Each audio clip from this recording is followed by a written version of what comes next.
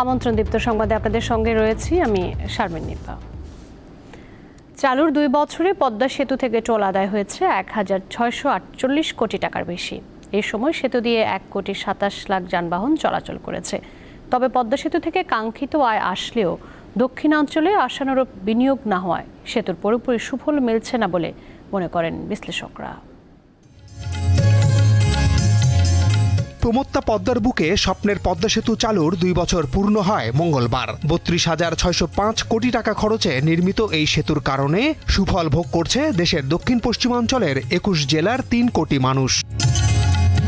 উদ্বোধনের পর থেকে প্রতিদিন গড়ে ২৩,৩৯৬টি যান পদ্মা সেতু দিয়ে চলাচল করছে। 2 বছরে সব মিলে চলেছে ১,২৭ লাখ যান, যা থেকে টোল আদায় হয়েছে ১,৬৪৮ কোটি টাকার বেশি। পদ্মা সেতু ছাড়াও গত 2 বছরে বঙ্গবন্ধু এক্সপ্রেসওয়ে দিয়ে প্রায় ২,৩২ লাখ যানবাহন চলেছে, যা থেকে টোল আদায় হয়েছে ৩৫৬ কোটি টাকা। পদ্মা সেতুর পুরোপুরি সুবিধা যদি আমাদের পেতে হয়, এক্সপ্রেসওয়ে যেমন একটা আন্তঃসংযোগ তৈরি করেছে, পাশাপাশি ঢাকা শহরের চারপাশে যে ইনার রিং রোড হওয়ার কথা, এটা কিন্তু দ্রুততার সাথে শেষ করতে হবে।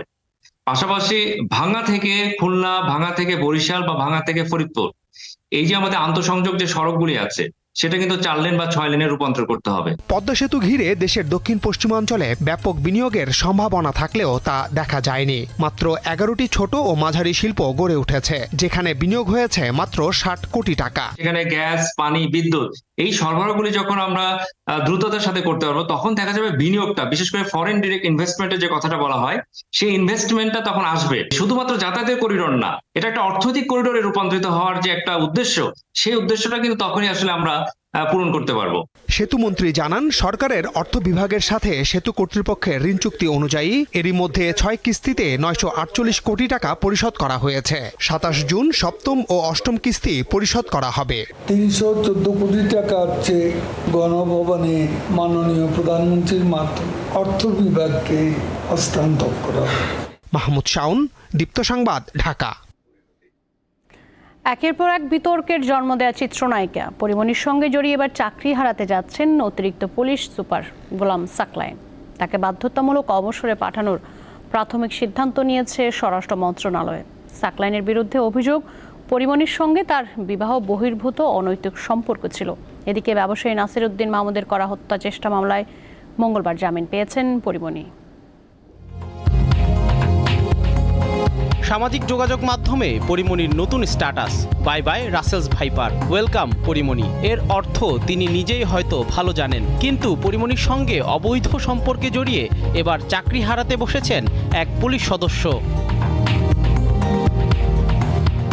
ঢাকা মহানগর পুলিশের গোয়েন্দা বিভাগের সাবেক অতিরিক্ত উপকমিশনার ও বর্তমানে অতিরিক্ত পুলিশ সুপার গোলাম সাকলায়েনকে বাধ্যতামূলক অবসরে পাঠানোর প্রাথমিক সিদ্ধান্ত নিয়েছে স্বরাষ্ট্র মন্ত্রণালয়। এ বিষয়ে বাংলাদেশ কর্ম কমিশনের মতামত চাওয়া হয়েছে।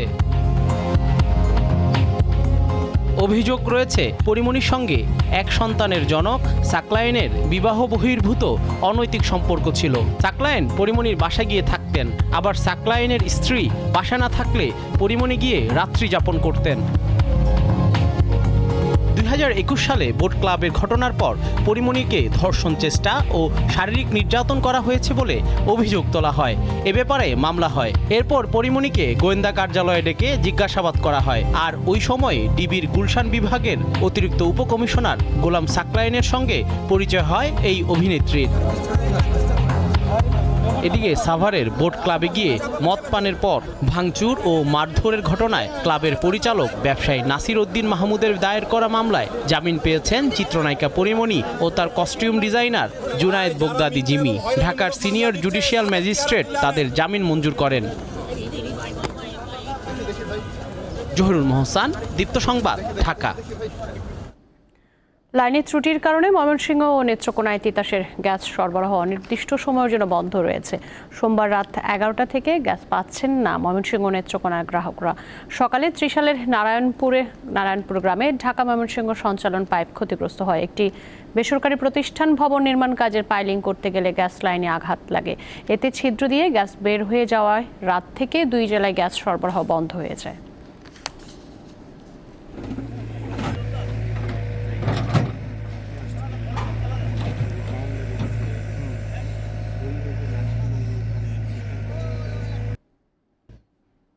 এবারে জানিয়ে দেব আন্তর্জাতিক প্রসঙ্গ। ফিলিস্তিনের গাজায় ইসরায়েলি বাহিনীর হামলায় হামাসের শীর্ষ নেতা ইসমাইল হানিয়ার পরিবারের 10 সদস্য নিহত হয়েছেন। মঙ্গলবার বার্তা সংস্থা আল জাজিরা এক প্রতিবেদনে জানায়, উত্তর গাজায় আল শাতি ক্যাম্পে ইসরায়েলি বাহিনী এ হামলা চালায়। এতে হামাস নেতা হানিয়ার বোন সহ পরিবারের 10 জন নিহত হন।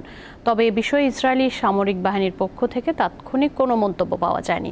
চলমান যুদ্ধে গত এপ্রিলে ইসরায়েলি বাহিনীর হামলায় 3 সন্তানকে হারান ইসমাইল হানিয়া।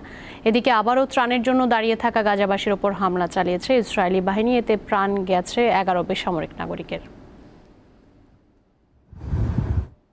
ইউরোপ ফুটবলে গ্রুপ সি থেকে শেষ 16তে যাওয়ার মিশনে স্লোভেনিয়ার মুখোমুখি হবে ইংল্যান্ড। ম্যাচ শুরু বাংলাদেশ সময় রাত 1টায়। একই সময়ে ডেনমার্কের প্রতিপক্ষ সার্বিয়া। এর আগে রাত 10টায় গ্রুপ ডিতে নেদারল্যান্ডস লড়বে অস্ট্রিয়ার বিপক্ষে, আর ফ্রান্সের প্রতিপক্ষ পোল্যান্ড। সি গ্রুপে নিজেদের প্রথম ম্যাচে সার্বিয়াকে হারানোর পর ডেনমার্কের বিপক্ষে ড্র করেও পয়েন্ট টেবিলের শীর্ষে আছে ইংল্যান্ড। এখন শেষ 16 রাস্তা পাকাপোক্ত করতে স্লোভেনিয়ার বিপক্ষে ড্র কিংবা জয়ের বিকল্প নেই থ্রি লায়ন্সদের। হারলেই কপাল পুড়তে পারে হ্যারি কেন ফিল ফোডেনদের। গ্রুপ ডির অবস্থা অনেকটাই উন্মুক্ত। সমান 4 পয়েন্ট নিয়ে নেদারল্যান্ডসের পরেই আছে ফ্রান্স। গ্রুপের শেষ ম্যাচে ফরাসিদের প্রতিপক্ষ পোল্যান্ড, যাদের বিপক্ষে অতীতে 17 বারের দেখায় 9 জয় আছে দিদিয়ার দেশামের শিষ্যদের। নাকে আঘাত পাওয়া এমবাপ্পের খেলা নিয়ে এখনও রয়েছে সংশয়। অস্ট্রিয়ার বিপক্ষে মাঠে নামার আগে বেশ সাবধানে থাকতে হবে ডাচদের। অস্ট্রিয়ার সাম্প্রতিক পারফরম্যান্স ভয়ের কারণ হতে পারে ভ্যান ডাইকদের জন্য। আর এই ম্যাচের উপরে নির্ভর করবে ডি গ্রুপে কার কার হাতে উঠবে শেষ 16 টিকিট।